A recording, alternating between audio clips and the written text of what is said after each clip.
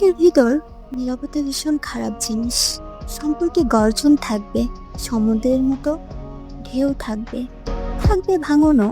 সম্পর্ক তো বেড়ে ওঠে কবিতার ছন্দে, গানের সুরে, অনুভবের শিকড় ধরে, গল্পের পিঠে ভর করে, খিলখিলে হাসির শব্দে।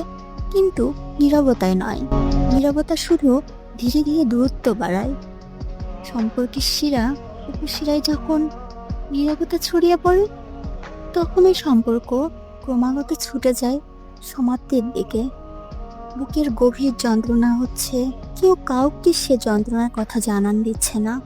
অভিমানের মেঘ জমে আছে মনের আকাশ জুড়ে, অথচ কেউ সেটা প্রকাশ করছে না।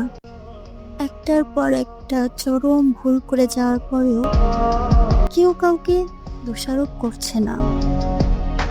হাজারটা অন্যায় সহ্য করে গিয়েছি, তবু এই পারও দিকে দিয়েছেন ঘিমিয়াকে জমি বুঝুন দিশানোর কাছেও নিকলিয়ে যাচ্ছে সমস্ত রাগ অভিমান। গিলে ফেলছে দুঃখ, নীরব চিৎকার। নীরবতা হলো বেলুনের ভিতরে গ্যাসের মতন, অতিরিক্ত হয়ে গেলে বিস্ফোরণ হয়। আর যখন বিস্ফোরণ হয়, তখন সবকিছু ধ্বংস করে দেয়। নীরবতার আর্দ্রতায় যে নদী একবার বরফ হয়ে যায়, সে নদীকে গলাতে পারে না আর কোনোদিন উষ্ণতা। আর কোনো প্রেমই ফিরিয়ে আনতে পারে না তার চিরচেনা ঢেউ।